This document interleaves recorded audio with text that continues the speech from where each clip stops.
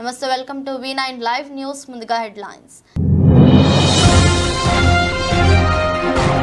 66,000 మంది భారతీయులకు అమెరికా పౌరసత్వం. నానాటికి పెరుగుతున్న ఆశావహుల సంఖ్య.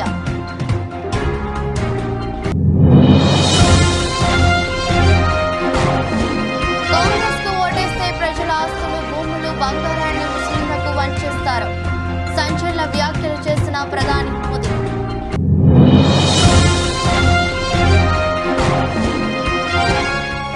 మరణం ఇలా కూడా ఉంటుందా? నెట్టింట మరణమవుతున్న వీడియో.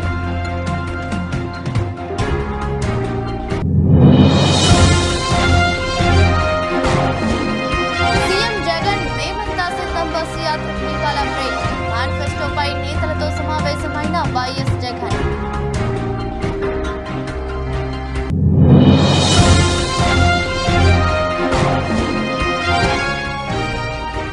ఒంటిమిట్టలో ఇవాళ సీతారాముల కళ్యాణం. ప్రత్యేక ఏర్పాట్లు చేసిన టీటీడీ.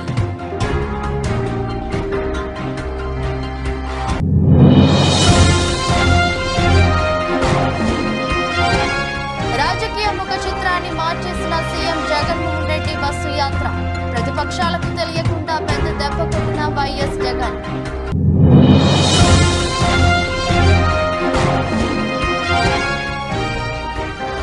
ఏపీలో 10వ తరగతి పరీక్షా ఫలితాలు విడుదల. పై చేయి సాధించిన బాలికలు.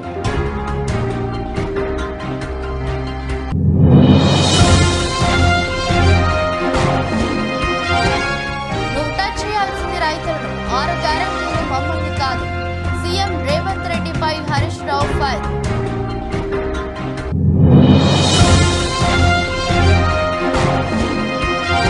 విరాట్ కోహ్లీ వివాదాస్పద అవుట్ పై నవజోత్ సిద్ధు కీలక వ్యాఖ్యలు. Video viral.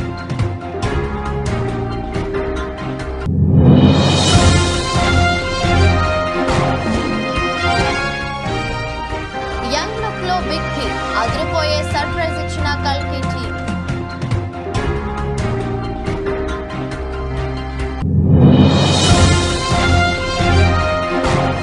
లాభాల్లో స్టాక్ మార్కెట్ సూచీలు. 22,252 వద్ద కొనసాగుతున్న నిఫ్టీ. అమెరికాలో నేచురలైజేషన్ కింద పెద్ద ఎత్తున అక్కడి పౌరులుగా మారారు. 2022లో దాదాపు 66,000 మందికి ఆ హోదా లభించింది. మెక్సికన్లు అత్యధిక మంది సహజీకృత పౌరసత్వం పొందారు. తర్వాత స్థానంలో భారత్ నిలిచింది. అమెరికా పౌరసత్వం పొందుతున్న వారిలో భారతీయులు 2వ స్థానంలో నిలిచారు. 2022లో మెక్సికో తర్వాత అత్యధిక మంది అక్కడి పౌరసత్వం పొందింది మనవారే. ఆ ఏడాదిలో 65,960 మందికి సహజీకృత సిటిజన్షిప్ లభించింది. అమెరికాలో 2022 నాటికి 4.6 కోట్ల మంది విదేశీయులు నివసిస్తున్నారు. 33.3 కోట్ల అగ్రరాజ్య జనాభాలో ఇది 14% సమానం. వీరిలో 2.45 కోట్ల మంది తమని తాము సహజీకృత పౌరులుగా పేర్కొన్నారు. మొత్తంగా ఆ ఏడాదిలో 9,69,380 మంది ఈ పద్ధతిలో అమెరికా పౌరులుగా మారారని స్వతంత్ర కాంగ్రెషనల్ రీసెర్చ్ సర్వీస్ నివేదిక వెల్లడించింది. 2022లో 1,28,878 మంది మెక్సికన్లు అమెరికన్ పౌరులుగా మారారు. తర్వాత ఇండియా, ఫిలిప్పీన్స్, క్యూబ్ తదితర దేశాలు, డొమినికన్ రిపబ్లిక్, వియత్నాం, చైనా ఉన్నాయి. అయితే భారత్లో పుట్టి అమెరికాలో ఉంటున్న వారిలో దాదాపు 42% మందికి అక్కడి పౌరసత్వం పొందే అర్హత లేదని సిఆర్ఎస్ నివేదిక తెలిపింది. 2023 నాటికి గ్రీన్ కార్డు లేదా లీగల్ పర్మనెంట్ రెసిడెన్సీ ఉన్న 2,90,000 మంది భారతీయులు సహజీకృత పౌరసత్వం పొందే అవకాశం ఉందని పేర్కొంది. సహజీకృత పౌరసత్వం కోసం వచ్చే దరఖాస్తుల సంఖ్య 2023 ముగిసే నాటికి 4,08,000 ఉన్నట్లుగా సిఆర్ఎస్ నివేదిక తెలిపింది. 2023లో కొత్తగా 8,23,702 మంది ఎల్పిఆర్ ఉన్నవారు నేచురలైజేషన్ కింద పౌరసత్వం కోసం దరఖాస్తు చేసుకున్నారు. దాదాపు 90 లక్షల మందికి వరకు దానికి అర్హత ఉన్నప్పటికీ చాలా తక్కువ సంఖ్యలో అప్లికేషన్లను వచ్చాయని నివేదిక తెలిపింది. అమెరికా సహజీకృత పౌరసత్వం ఇచ్చేందుకు అనేక అంశాలను పరిగణలోకి తీసుకుంటారు. జన్మించిన దేశంతో పాటు కనీసం 5 ఏళ్ల పాటు ఎల్పిఆర్లు అయి ఉండాలి. Honduras Guatemala, Venezuela, Mexico, El Salvador, Brazil వారికి తక్కువ ప్రాధాన్యం ఉంటుందని, Vietnam, Philippines, Russia, Jamaica, Pakistan వారికి అధిక ప్రాధాన్యం ఇస్తారు.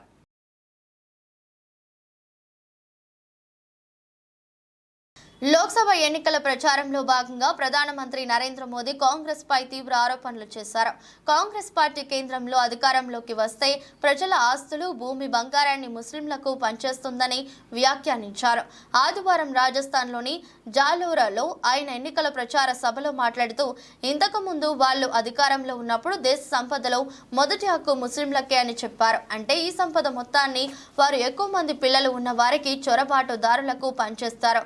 మీ కష్టార్జితాన్ని చొరబాటుదారులకు పంచేందుకు మీరు అంగీకరిస్తారా అని ప్రశ్నించారు.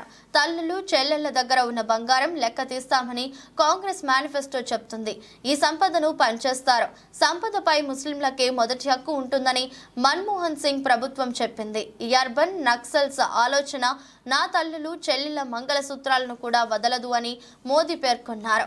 మోదీ చేసిన వ్యాఖ్యలను కాంగ్రెస్ తప్పుపట్టింది.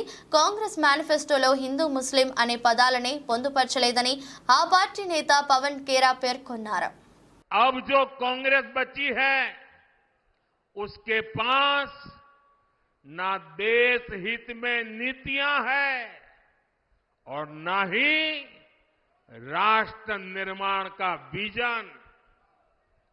आपने देखा होगा कल कांग्रेस ने जिस तरह का घोषणा पत्र जारी किया है उससे साबित हो गया है कि आज की कांग्रेस आज के भारत की आशाओं, आकांक्षाओं से पूरी तरह कट चुकी है। कांग्रेस के घोषणा पत्र में वही सोच झलकती है जो सोच आजादी के आंदोलन के समय मुस्लिम लीग में थी। कांग्रेस के घोषणा पत्र में पूरी तरह मुस्लिम लीग की छाप है और इस मुस्लिम लीग वाले घोषणा पत्र में जो कुछ हिस्सा बचा खुचा रह गया उसमें वामपंथी पूरी तरह हावी हो चुके हैं। कुल मिलाकर कांग्रेस इसमें दूर दूर तक नहीं दिखाई देती है। ऐसी कांग्रेस 21वीं सदी में भारत को आगे नहीं बढ़ा सकती। మృత్యువు ఏ రూపంలో కబలిస్తుందో ఎవరు ఊహించలేరు. ఆరోగ్యంగా ఉన్న వ్యక్తులు సైతం కూర్చొని విశ్రాంతి తీసుకుంటున్న సమయంలో కొందరు నిద్రలోనే మరికొందరు ఇలా అనేక మంది ఉన్నట్లుండి మృత్యువు బారిన పడిన ఘటనలు మనం విన్నాం. తాజాగా ఒక్కసారిగా గోడ కూలి నిమిషాల్లో 5 వ్యక్తులు ప్రాణాలు కోల్పోయారు. హర్యానాలోని గురుగ్రామ్లో ఈ విషాద ఘటన చోటు చేసుకుంది. శ్మశాన వాటిక గోడ ఒక్కసారిగా కూలి 5 మరణించారు. మృతుల్లో ఓ మైనర్ బాలిక కూడా ఉంది. అందరూ చూస్తుండగానే గోడ కూలడం, గోడ పక్కన ఉన్నవారు మరణించడం నిమిషాల్లో జరిగిపోయింది. ఇందుకు సంబంధించిన వీడియో సోషల్ మీడియాలో వైరల్ కావడంతో వీడియో చూసిన నెటిజన్లు ఆశ్చర్యం వ్యక్తం చేస్తున్నారు. శనివారం సాయంత్రం 6:20 సమయంలో అర్జున్ నగర్ ప్రాంతంలో ఈ ఘటన చోటు చేసుకుంది. సోషల్ మీడియాలో వైరల్ అవుతున్న వీడియో ప్రకారం 4 వ్యక్తులు ఓ మైనర్ బాలిక శ్మశాన వాటిక గోడ పక్కన కుర్చీల్లో కూర్చున్నారు. పక్కన ఓ వ్యక్తి నిలబడి ఉన్నాడు. వీరంతా ఏదో విషయంపై మాట్లాడుతున్నట్లుగా వీడియోలో కనిపిస్తుంది. ఈ సమయంలో ఉన్నట్లుండి గోడ ఒక్కసారిగా కూలిపోయింది. గోడ పక్కన ఉన్నవారు తప్పించుకునేందుకు ప్రయత్నించినా అవకాశం లేకపోయింది. దీంతో 4 వ్యక్తులు ఓ మైనర్ బాలిక గోడ శిథిలాల కింద చిక్కుకుపోయారు. చుట్టుపక్కల వారు అక్కడకు చేరుకుని శిథిలాల కింద చిక్కుకొని గాయపడ్డ వారిని గురుగ్రామ్లోని ప్రైవేట్ ఆసుపత్రికి తరలించారు. పప్పు, కృష్ణ, మనోజ్, ఖుష్బు అనే మైనర్ బాలిక చికిత్స పొందుతూ మృతి చెందారు. గురుగ్రామ్ పోలీసులు ఈ ఘటనపై కేసు నమోదు చేసి దర్యాప్తు చేస్తున్నారు.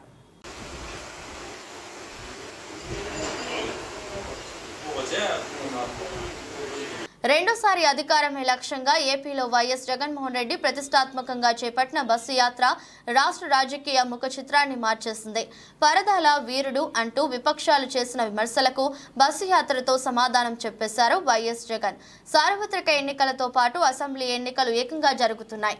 ఎన్నికలకు సరిగ్గా 2 నెలల ముందే బస్సు యాత్రతో రాష్ట్ర రాజకీయ రూపురేఖలే మార్చేసిన ఆ స్కెచ్ ఏంటి? తాజా రాజకీయ పరిస్థితులపై రాష్ట్ర రాజకీయాల్లో వచ్చిన మార్పు ఏంటి? రాష్ట్ర రాజకీయ వర్గాల్లో జగన్ బస్సు యాత్రపై చర్చ నడుస్తుంది. వైఎస్ జగన్మోహన్ రెడ్డి ప్రతిష్టాత్మకంగా చేపట్టిన మేమంతా సిద్ధం యాత్ర రాష్ట్ర రాజకీయ ముఖ చిత్రాన్ని మార్చివేస్తుంది. వైసీపీ అధ్యక్షుడి హోదాలో వైఎస్ జగన్ రాష్ట్ర వ్యాప్తంగా అన్ని జిల్లాల్లో నిర్వహిస్తున్న బస్సు యాత్ర ప్రతిపక్షాలకు కంటి మీద కొనుకు లేకుండా చేస్తుంది. ప్రతి జిల్లాల్లో, ప్రతి నియోజకవర్గంలో, ప్రతి పట్టణం, గ్రామం నుంచి ప్రతిపక్షాల నేతలు, కార్యకర్తలు వేలాదిగా తరలివచ్చి సీఎం జగన్ సమక్షంలో వైసీపీలో చేరుతున్నారు. సీఎం జగన్ ప్రతిష్టాత్మకంగా చేపట్టిన మేమంతా సిద్ధం బస్సు యాత్రలో మాజీ ఎమ్మెల్యేలు, మండల స్థాయి నాయకులు చేరికలు వెల్లువలా సాగుతున్నాయి. బస్సు యాత్ర చేపట్టిన నాటి నుంచి నేటి వరకు 221 మంది ప్రజాప్రతినిధులు చేరికతో వైసీపీ మరింత బలపడింది. గత 35 రోజుల్లో వైసీపీలోకి 1,05,000 మందికి పైగా పంచాయతీ, వార్డు స్థాయి నేతలు, కార్యకర్తలు చేరగా దేశ చరిత్రలోనే ఎన్నడూ లేని ఒక సరికొత్త రికార్డును వైసీపీ నెలకొల్పింది.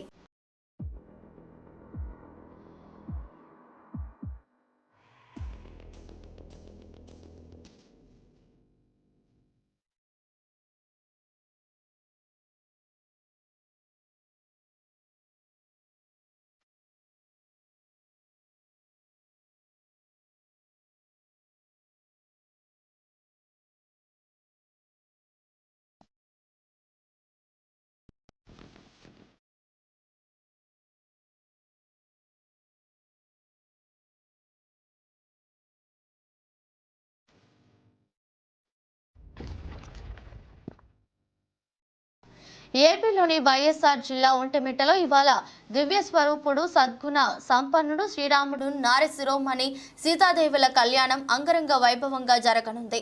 సాయంత్రం 6:30 నుంచి ప్రారంభం కానున్న స్వామివారి కళ్యాణంను వీక్షించేందుకు భారీ సంఖ్యలో భక్తులు తరలి రానున్నారు.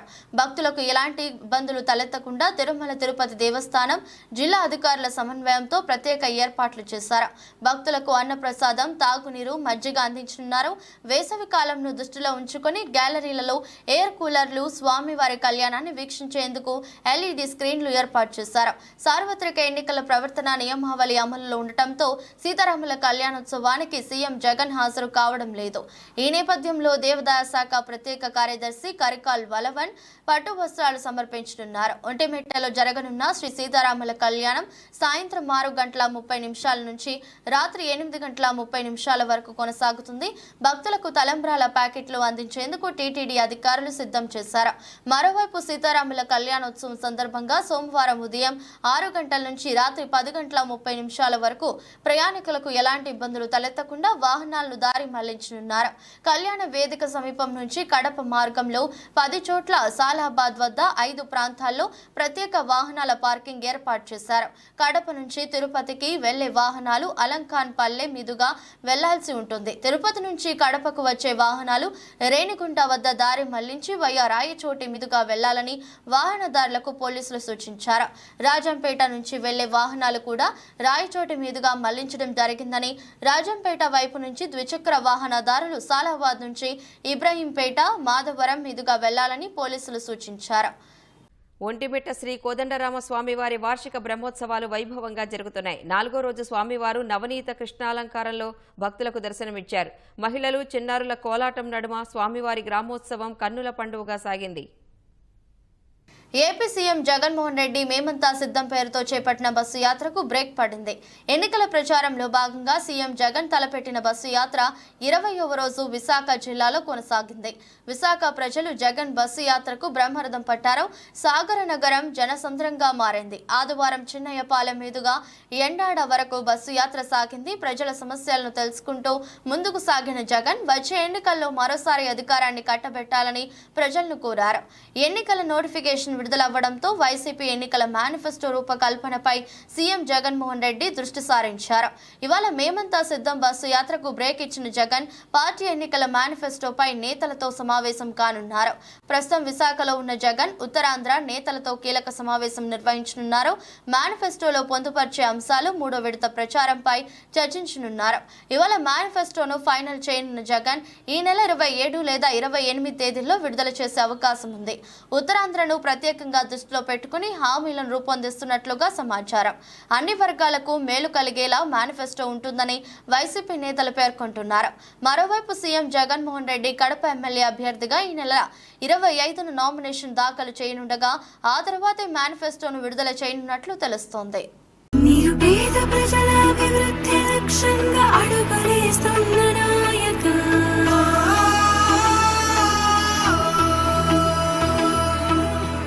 ఏపీలో 10వ తరగతి ఫలితాలు విడుదలయ్యాయి. విజయవాడలో పాఠశాల విద్యాశాఖ commissioner S Suresh Kumar 2023-24 10th ఫలితాలను విడుదల చేశారు. రాష్ట్ర వ్యాప్తంగా రెగ్యులర్ విద్యార్థులు 6,16,617 మందిలో 5,34,574 మంది ఉత్తీర్ణత సాధించారని సురేష్ కుమార్ తెలిపారు. రాష్ట్ర వ్యాప్తంగా బాలురు 84.32%, బాలికలు 89.17% ఉత్తీర్ణ సాధించారని, ఏ ఏడాది బాలికలే అధిక సంఖ్యలో ఉత్తీర్ణత సాధించారని అన్నారు. అదేవిధంగా 11,645 పాఠశాలల నుంచి పరీక్షలు రాశారు. 2,803 పాఠశాలల్లో 100% విద్యార్థులు ఉత్తీర్ణత సాధించారు. 17 పాఠశాలల్లో ఒక్క విద్యార్థి కూడా పాస్ కాలేదని సురేష్ కుమార్ తెలిపారు. మొదటి స్థానంలో పార్వతీపురం మన్యం జిల్లా నిలవగా చివరి స్థానంలో కర్నూలు జిల్లా నిలిచింది. పార్వతీపురం మన్యం జిల్లా 96.37% మంది విద్యార్థులు ఉత్తీర్ణత సాధించగా కర్నూలు జిల్లాలో 62.47% మంది విద్యార్థులు మాత్రమే ఉత్తీర్ణతతో చివరి స్థానంలో నిలిచింది. ఫెయిల్ అయిన విద్యార్థుల కోసం అడ్వాన్స్ సప్లిమెంటరీ పరీక్షలు మే 24 నుంచి జూన్ 3వ తేదీ వరకు నిర్వహించడం జరుగుతుందని ఎస్ సురేష్ కుమార్ తెలిపారు. రేపటి నుంచి అడ్వాన్స్ సప్లిమెంటరీ పరీక్షలకు అప్లై చేసుకునేందుకు అవకాశం ఉంటుందని చెప్పారు. రీవాల్యుయేషన్, రీకౌంటింగ్ కోసం రేపటి నుంచి ఆన్లైన్లోనే మాత్రమే అప్లికేషన్ తీసుకోవడం జరుగుతుంది. అది కూడా స్కూల్ హెడ్ మాస్టర్స్ ఆధ్వర్యంలోనే అప్లికేషన్ చేసుకునే అవకాశం ఉంటుందని సురేష్ కుమార్ తెలిపారు. ఇంపార్టెంట్ మైల్ స్టోన్ గా ఉంటుంది. సో కాబట్టి ఈ పరీక్ష కోసం చాలా పగడ్బందీగా ప్రిపరేషన్ జరుగుతుంది. ఈ యొక్క పరీక్ష కోసం ప్రిపేర్ అయ్యే పిల్లలు, వాళ్ళ యొక్క తల్లిదండ్రులు, ఫ్యామిలీ మెంబర్స్, వాళ్ళకి చదువు చెప్పిన టీచర్స్, వీళ్ళందరూ కూడా చాలా అంటే మంచిగా జరగాలి, అందరూ మంచి మార్క్స్తో పాస్ అవ్వాలి అనే ఒక మా ఉద్దేశంతో ఇవన్నీ ప్రిపేర్ చేయాలి. అలాగే డిపార్ట్మెంట్ కూడా ఈ పరీక్ష పగడ్బందీగా జరగాలి, ఈ పరీక్షలో ఏ విధమైన అవకతవకలు జరగకూడదు, ఏ విధమైన మ్యాల్ ప్రాక్టీసెస్ జరగకూడదు, ఎక్కడ పేపర్ లీకేజెస్ కానీ లేకపోతే మ్యాల్ ప్రాక్టీసెస్ కానీ కాపీయింగ్ కానీ అలాంటి ఏమీ జరగకుండా పగడ్బందీగా పక్కాగా ఇది జరగాలని డిపార్ట్మెంట్ కూడా చాలా మోర్ దాన్ 6 months ఎఫర్ట్ దీని వెనకాల ఉంటుంది. క్వశ్చన్ పేపర్ ప్రిపేర్ చేయడము, ఈ కాన్ఫిడెన్షియల్ మెటీరియల్ అన్నీ కూడా సకాలంలో అన్ని సెంటర్లకు పంపడం, ఇవన్నీ చేస్తుంది. స్కూల్ ఎడ్యుకేషన్ డిపార్ట్మెంట్తో పాటు ఇతర డిపార్ట్మెంట్ ఎంటైర్ జిల్లా యంత్రాంగం, ఇక్కడ జిల్లాలో ఉన్న జిల్లా కలెక్టర్ ఒక ఆధ్వర్యంలో ఎంటైర్ డిస్ట్రిక్ట్ అడ్మినిస్ట్రేషన్, అలాగే police department, transport department, electricity department. భద్రాచలంలోని శ్రీ సీతారామచంద్ర స్వామివారి ఆలయంలో వసంతపక్ష ప్రభుత్వ శ్రీరామనవమి కళ్యాణ బ్రహ్మోత్సవాలు ఘనంగా జరుగుతున్నాయి. బ్రహ్మోత్సవాల్లో భాగంగా ఈరోజు స్వామివారికి ఊంజల్ సేవ ఘనంగా జరిగింది. ప్రధాన ఆలయంలోని లక్ష్మణ సమేత సీతారాములకు ఉదయం విశేష అభిషేకం నిర్వహించిన అర్చకులు అనంతరం బంగారు పుష్పాలతో అర్చన చేశారు. సాయంత్రం స్వామివారిని బీడా మండపం వద్దకు తీసుకువెళ్లి ఉయ్యాలలో కూర్చుండబెట్టి ప్రత్యేక పూజలు నిర్వహించారు. స్వామివారిని ఉయ్యాలలో ఊపుతూ హరిదాసులు, రామదాసు రచించిన కీర్తనలను ఆలపించారు. ఊయలలో ఊగుతున్న స్వామివారికి ఆలయ అర్చకులు ధూపదీప నైవేద్యాలు సమర్పించారు. అనంతరం అర్చకులు, ఆలయ అధికారులు స్వామివారికి స్వర్ణ సింహ వాహనంపై తిరువీధి సేవ నిర్వహించారు.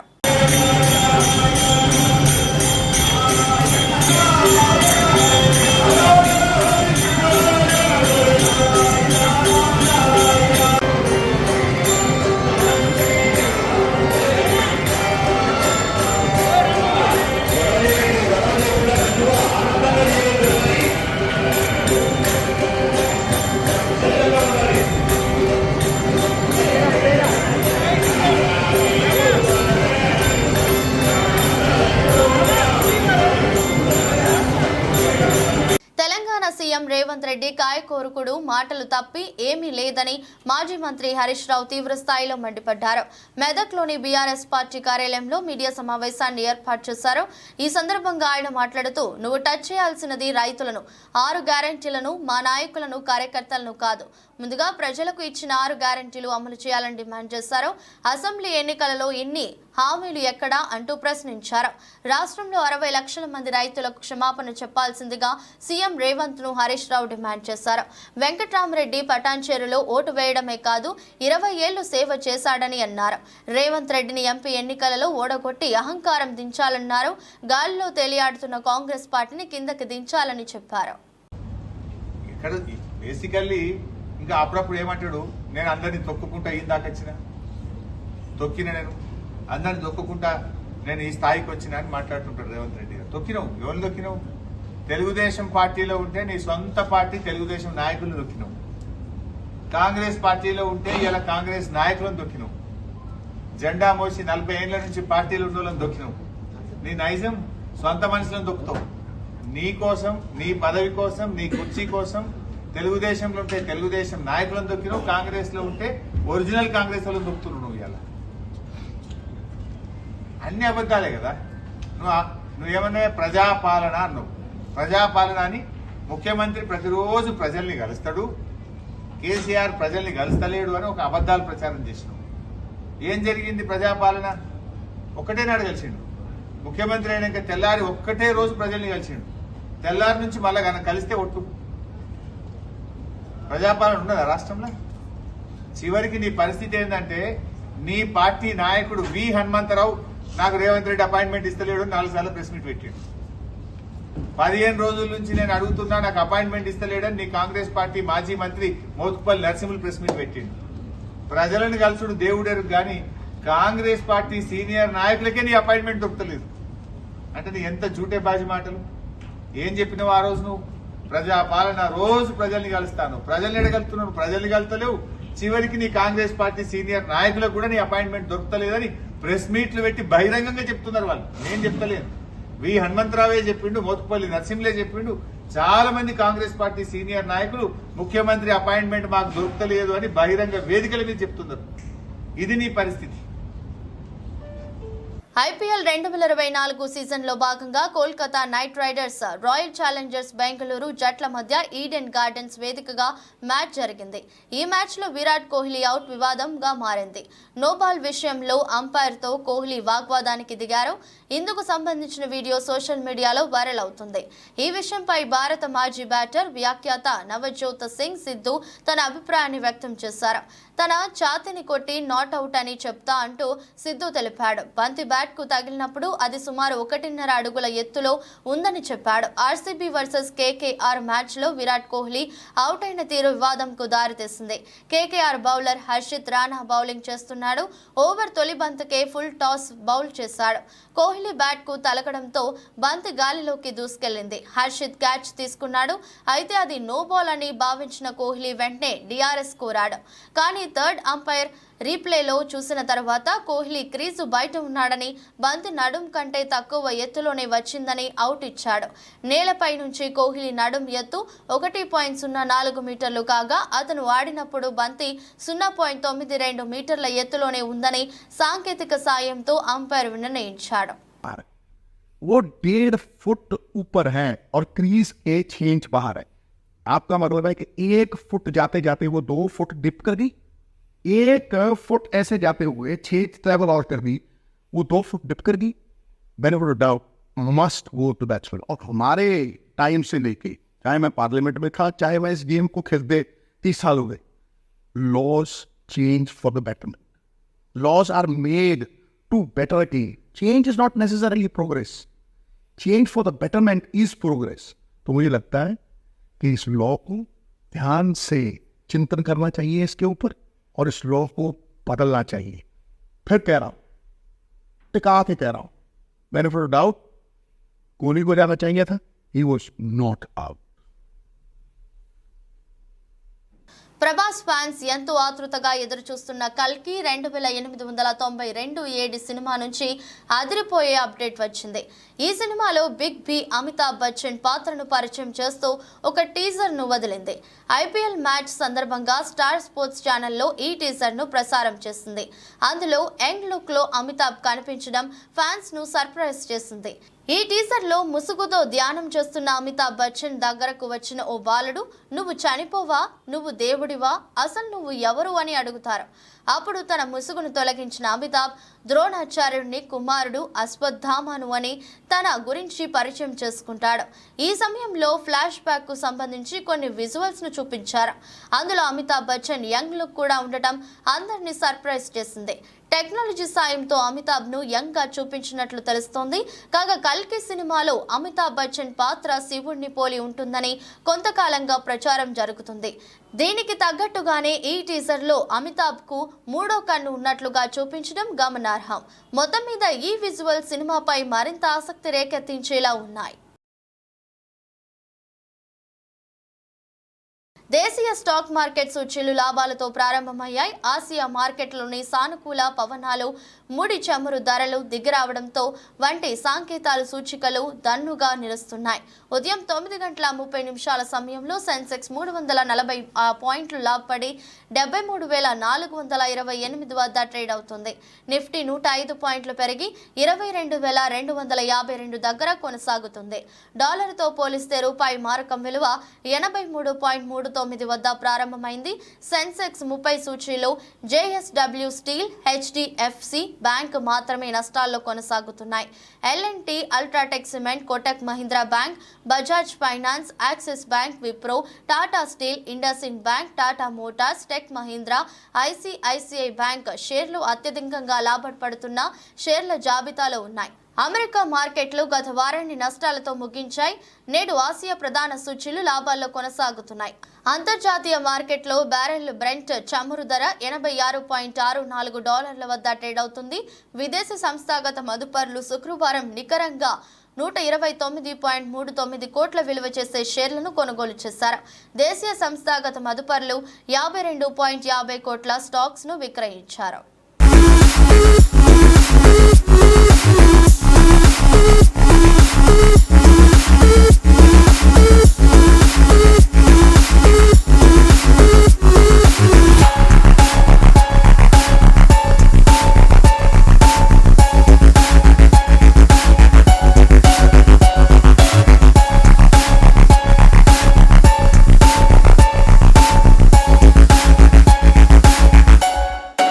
వార్తలు ముగించే ముందు మరోసారి హెడ్లైన్స్.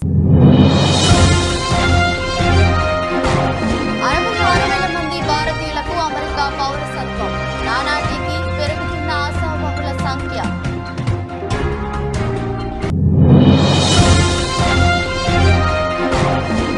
కాంగ్రెస్ కు ఓటేస్తే ప్రజల ఆస్తులు, భూములు, బంగారాన్ని ముస్లింలకు వంచేస్తారు. సంచలన వ్యాఖ్యలు చేసిన ప్రధాని మోదీ.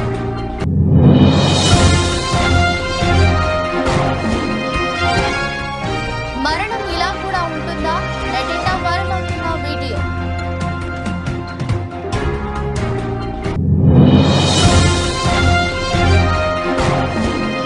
సీఎం జగన్ మేమంతా సిద్ధం బస్సు యాత్రకు ఇవాళ బ్రేక్. మేనిఫెస్టోపై నేతలతో సమావేశమైన వైఎస్ జగన్.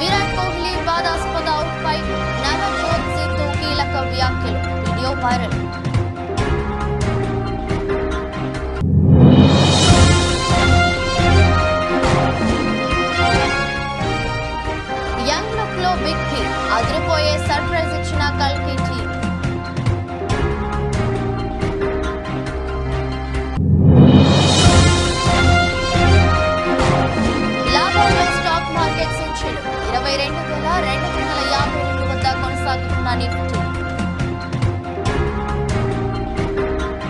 ఇది రోజు బులెటిన్. మరో బులెటిన్లో మళ్ళీ కలుద్దాం. అంతవరకు సెలవు. నమస్కారం.